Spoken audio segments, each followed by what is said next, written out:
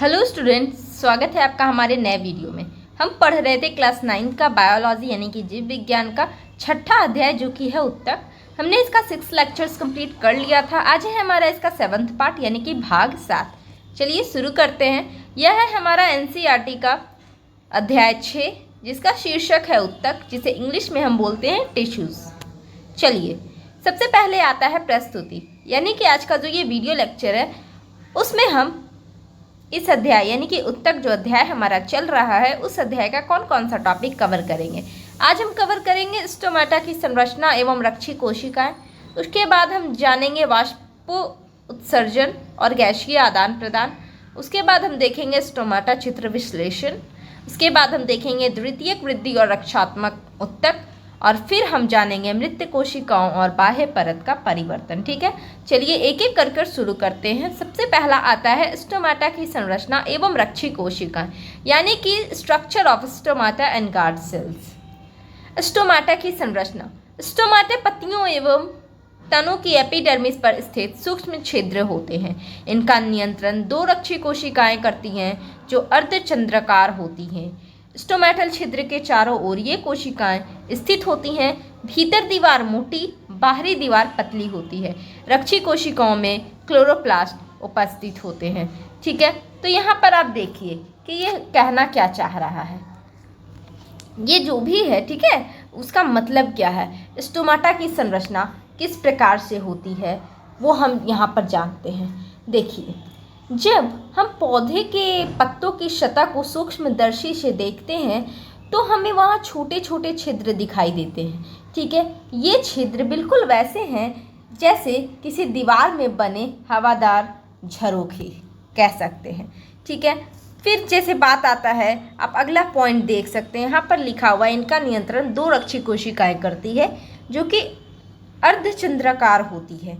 ठीक है, तो यहाँ पर देखिए, जैसे इन्हीं झरोकों को, जैसे जो झरोखे होते हैं, ठीक है, ये जो जैसे लगता है दीवार में जो जैसे खिड़की के लिए जो बनाए जाते हैं, ठीक है, तो इन्हीं झरोकों को हम स्टोमेटा कहते हैं। तो ये छिद्र पत्तियों और हरे तनों को एपिडर्मिस में पाए जाते हैं। ठीक है, ये जो भी जो छिद्र होते हैं वो पत्तियों, लीव्स जो होते हैं या फिर ग्रीन स्टेम होते हैं, ठीक है, तो उनकी एपिडर्मिस में पाए जाते हैं। प्रत्येक स्टोमेटा दो विशेष प्रकार की कोशिकाओं से घिरा होता है जिन्हें रक्षी कोशिकाएं कहते हैं। ये कोशिकाएं अर्धचंद्राकार होती हैं और इनके बीच में बना होता है एक छोटा छिद्र। यही होता है असली स्टोमेटल पोर। इन रक्षी कोशिकाओं की खास बात तो यह है कि जैसे कि इनकी भीतरी दीवारें मोटी होती हैं और बाहरी दीवारें पतली होती हैं। तो जब ये कोशिकाएं टर्जिड होती हैं, ठीक है, टर्जिड होती हैं तो छिद्र खुल जाता है, और जब जैसे कि प्लाज्मोलाइज हो जाती है तो छिद्र बंद हो जाता है। तो इन कोशिकाओं में क्लोरोप्लास्ट भी होते हैं जो इस बात को दर्शाता है कि प्रकाश संश्लेषण में भी ये भाग लेते हैं। ठीक है, चलिए अगला आता है। यहाँ पर आप देख सकते हैं रक्षी कोशिकाओं का कार्य। ये कोशिकाएं स्टोमेटल छिद्र को खोलने व बंद करने में सक्षम होती हैं। जल की उपस्थिति में टर्जिड हो जाती हैं और छिद्र खोल देती हैं। जल की कमी पर प्लाज्मोलाइज होकर छिद्र बंद कर देती हैं। ये जैसे कि मैंने अभी बताया, ये वाष्पोत्सर्जन व गैसों के आदान प्रदान को नियंत्रित करती है। तो यहाँ पर समझिए, ये जो आप देख रहे हैं, ठीक है, आखिर रक्षी कोशिकाओं का कार्य क्या है। तो देखिए, रक्षी कोशिकाएं जो होती है वो स्टोमेटा की सुरक्षा प्रहरी होती हैं। इनका मुख्य कार्य स्टोमेटल छिद्र को खोलना और बंद करना है। ठीक है, ठीक वैसे ही जैसे किसी फाटक या फिर चौकीदार, जैसे कि कोई गेट होता है, ठीक है, कोई भी फाटक हम बोल सकते हैं, उसको चौकीदार खोलता है, बंद करता है। तो जब पौधे में जल की मात्रा अधिक होती है यानी कि टर्जिड होता है, तब ये कोशिकाएं टर्जिड हो जाती हैं जिससे कि छिद्र खुल जाता है और गैसों का आदान प्रदान हो पाता है। लेकिन जब पौधे को पानी की कमी होती है तब ये कोशिकाएं संकुचित हो जाती हैं, यानी प्लाज्मोलाइज हो जाती हैं और छिद्र बंद हो जाता है ताकि क्या हो, पानी का वाष्पन रोका जा सके। इसके अतिरिक्त हम कह सकते हैं कि ये कोशिकाएं जो होती हैं वो वाष्प उत्सर्जन और प्रकाश संश्लेषण में आवश्यक गैसों के संचालन को भी नियंत्रित करती हैं। यानी कि ये कोशिकाएं पर्यावरण की स्थितियों के अनुसार छिद्रों को खोलकर या बंद कर पौधों की मदद करती हैं। ठीक है, चलिए आगे देखते हैं। वाष्प उत्सर्जन और गैसीय आदान प्रदान, ट्रांसपीरेशन एंड गैस एक्सचेंज। हाँ, वाष्प उत्सर्जन की प्रक्रिया क्या है।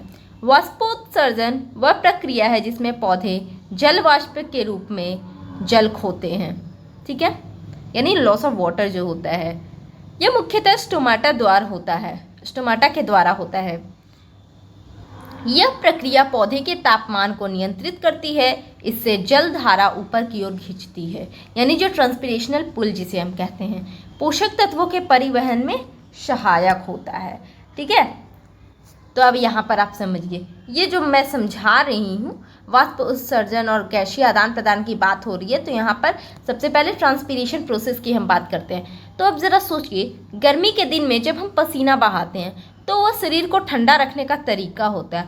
बिल्कुल उसी तरह पौधे भी अपना शरीर से जल को वाष्प के रूप में बाहर निकालते हैं। तो इस प्रक्रिया को कहते हैं वाष्प उत्सर्जन, ठीक है, ट्रांसपिरेशन। तो यह मुख्य रूप से स्टोमाटा के माध्यम से होता है। जब स्टोमाटा खुले होते हैं तब पानी की बारीक बूंदें वाष्प के रूप में बाहर आ जाती हैं। यह वाष्पन पौधे के तापमान को भी नियंत्रित करता है, जैसे कि एक नेचुरल एयर कंडीशनर की बात कर सकते हैं, ठीक है। जैसे घरों में एसी लगा होता है, एयर कंडीशनर लगा होता है, लेकिन ये नेचुरल एयर कंडीशनर का काम करता है। इसके अलावा जब जल ऊपर की ओर खींचता है तो वह मिट्टी से जड़ों के माध्यम से पानी और खनिजों को ऊपर खींचने में मदद करता है। इसे हम ट्रांसपिरेशनल पुल कहते हैं। यह खिंचाव पौधे के ऊपरी भागों तक पोषक तत्वों को पहुंचाने में सहायक होता है, ठीक है। अब अगला आते हैं गैसों का आदान प्रदान। प्रकाश संश्लेषण के लिए कार्बन डाइऑक्साइड अंदर जाती है और ऑक्सीजन बाहर आती है। रात में श्वसन द्वारा कार्बन डाइऑक्साइड बाहर और ऑक्सीजन अंदर जाती है, ठीक है। स्टोमाटा दिन में खुले होते हैं, रात में बंद हो जाते हैं। बहुत से होते हैं जिनमें रात में खुलता है और दिन में बंद होता है।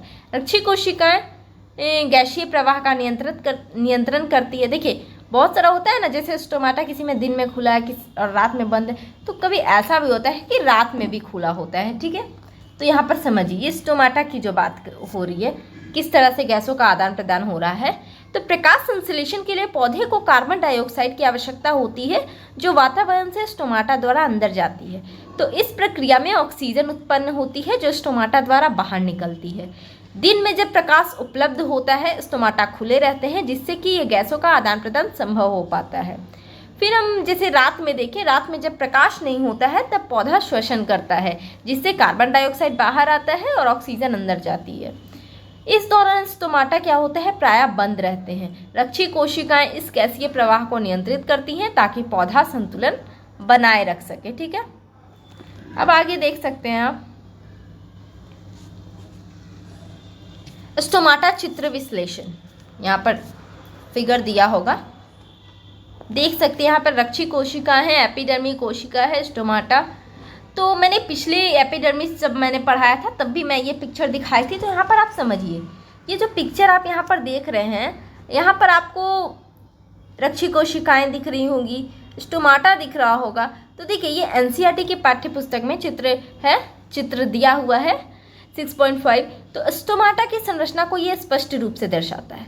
इसमें आप देख सकते हैं 2 रक्षी कोशिकाएं अर्धचंद्राकार दिखाई गई हैं, जिनके बीच में स्टोमेटल पोर स्थित है कि नहीं। चित्र में रक्षी कोशिकाओं की मोटी और पतली भित्तियों को अलग अलग दिखाया गया है, जिससे कि ये समझना आसान हो जाता है कि किस दिशा में कोशिकाएं फैलेंगी और छिद्र खुलेगा या बंद होगा। साथ ही चित्र में आप देख सकते हैं क्लोरोप्लास्ट की उपस्थिति को भी दिखाया गया है, जो इस बात का प्रमाण है कि ये कोशिकाएं प्रकाश संश्लेषण में भाग ले सकती हैं, ठीक है। फिर चित्र यह भी बताता है कि जल की उपस्थिति या अनुपस्थिति के आधार पर छिद्र की स्थिति कैसे बदलती है। यानी जल अधिक है तो छिद्र खुला रहेगा और जल की कमी पर बंद हो जाएगा, ठीक है, यहाँ पर दिया हुआ है। चलिए आगे देखते हैं। द्वितीयक वृद्धि और रक्षात्मक उत्तक, यानी कि secondary growth and protective tissues. द्वितीयक वृद्धि के बाद बनने वाले उत्तक। द्वितीयक वृद्धि से पेरिडर्म नामक रक्षात्मक उत्तक बनता है। इसमें cork, phellem, cork cambium, phellogen और फेलोडर्म होते हैं। यह पौधे की बाहरी परत को सुरक्षा देता है। ये उत्तक मृत होते हैं और जल व रोगों से सुरक्षा करते हैं, ठीक है। तो यहाँ पर आप समझिए, जो द्वितीयक वृद्धि के बाद बनने वाले उत्तक है, ठीक है, जब पौधा परिपक्व होने लगता है तो उसमें द्वितीयक वृद्धि होती है, यानी कि चौड़ाई में बढ़ना। तो इस दौरान प्राथमिक एपिडर्मिस को हटाकर एक नई परत बनती है, जिसे हम क्या कहते हैं, पेरिडर्म कहा जाता है। और पेरिडर्म 3 भागों से मिलकर बना होता है। फेलम हो गया, जिसे कॉर्क बोलते हैं, फेलोजेन, कॉर्क कैम्बियम होता है और फेलोडर्म होता है। तो ये उत्तक पौधे की सुरक्षा में अत्यंत महत्वपूर्ण भूमिका निभाते हैं। फिल्म की कोशिकाएं की बात करें तो ये मृत होती हैं और बहुत सघन होती हैं, जिससे कि ये पानी और रोगों से सुरक्षा करती हैं। फेलोजिन की बात करें तो फेलोजिन एक प्रकार का मेरिस्टेमेटिक उत्तक है जो नए कॉर्क कोशिकाओं का निर्माण करता है। फेलोडर्म जीवित कोशिकाएं होती हैं जो अंदर की ओर पोषण और भरण पोषण में भाग लेती हैं। ठीक है, आगे आते हैं कॉर्क व सुबेरीन का महत्व। कॉर्क में उपस्थित सुबेरीन एक जलरोधी मोम जैसा पदार्थ होता है। यह जल, गैसों और रोगजनकों की प्रविष्टि को रोकता है। सुबेरीन युक्त कोशिकाएं अत्यंत सघन और कठोर होती है। कॉर्क को उद्योगों में बोतलबंदी, बोर्ड आदि में प्रयोग किया जाता है। ठीक है, तो यहाँ पर आप समझिए ये जो हम कॉर्क व सुबेरीन का महत्व यहाँ पर देख रहे हैं, कॉर्क यानी कि फिल्म, तो उसकी कोशिका भित्तियों में एक विशेष प्रकार का मोम जैसा पदार्थ पाया जाता है जिसे कि सुबेरीन कहते हैं। यह पदार्थ इतना जलरोधी होता है कि यह पानी को बाहर से अंदर नहीं आने देता है और अंदर का पानी बाहर नहीं जाने देता है। तो यह एक परमानेंट वाटरप्रूफ परत की तरह काम करता है। इसके अलावा यह गैसों के प्रवाह को भी रोकता है और रोगजनकों को प्रवेश करने से रोकता है।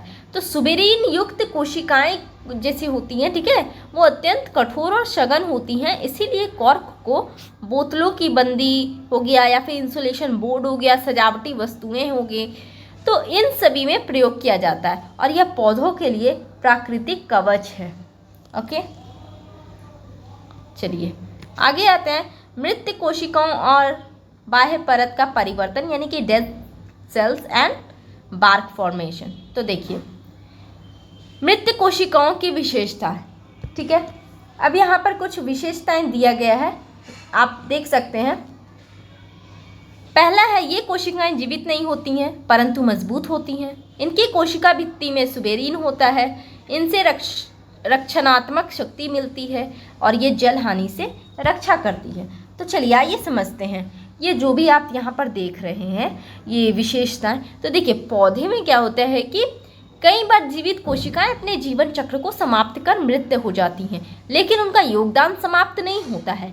विशेष रूप से रक्षात्मक उत्तकों में पाई जाने वाली कोशिकाएं जैसे कि कॉर्क की कोशिकाएं मृत होने के बावजूद बेहद महत्वपूर्ण होती हैं। इनमें सुबेरीन जमा होता है, ठीक है, जो इन्हें जल, गैस और रोगजनकों से सुरक्षित बनाता है। फिर इनकी दीवारें मोटी होती है जिससे कि यह कठोरता और मजबूती प्रदान करती है। मृत कोशिकाएं की बात करें तो मृत कोशिकाएं पौधे की बाहरी ढाल बनती हैं, जैसे किसी किले की दीवारें जो बाहरी आघातों और नुकसान से सुरक्षा करती हैं। ठीक है, आगे आते हैं वृक्षों में बाह्य परत का परिवर्तन। द्वितीयक वृद्धि के कारण बाहरी छाल मोटी होती जाती है। फेलोजेन बार बार नए कॉर्क बनाता है जिससे पुराना छाल उतरता है।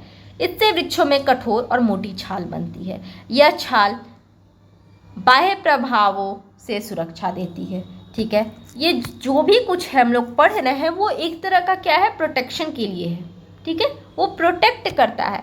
देखिए जैसे जैसे वृक्षों में द्वितीयक वृद्धि होती है फेलोजेन बार बार नए कॉर्क कोशिकाओं का निर्माण करता है और यह प्रक्रिया सतत चलती रहती है, जिससे पुरानी कोशिकाएं बाहर की ओर धकेली जाती हैं और छाल बन जाती हैं और यह छाल मोटी, खुरदुरी और कठोर होती जाती है और अंततः एक मजबूत रक्षात्मक आवरण का निर्माण करती है। इसी को हम बोलते हैं बाहरी छाल कहते हैं। ठीक है, यह न केवल शारीरिक क्षति से रक्षा करती है बल्कि अत्यधिक तापमान हो गया, पानी की हानि हो गया और संक्रमण से भी पौधे की सुरक्षा करती है। ठीक है, इतना हम समझ गए।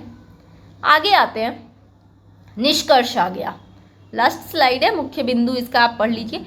स्टोमाटा वाष्प उत्सर्जन और गैसीय आदान प्रदान में सहायक होते हैं, जो कि हमने पढ़ा।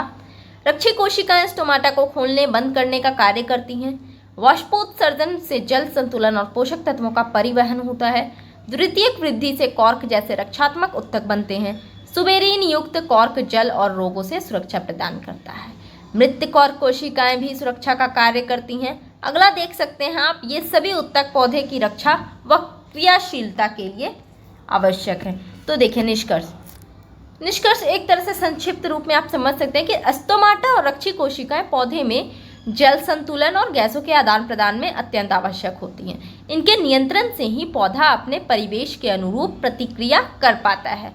वाष्पोत्सर्जन न केवल ताप नियंत्रण करता है बल्कि क्या करता है, खनिज और जल के प्रवाह में भी सहायक होता है। द्वितीयक वृद्धि के परिणाम स्वरूप हम देख सकते हैं कि बनने वाले रक्षात्मक उत्तक होते हैं, जैसे कि हो गया कॉर्क, पेरिडर्म।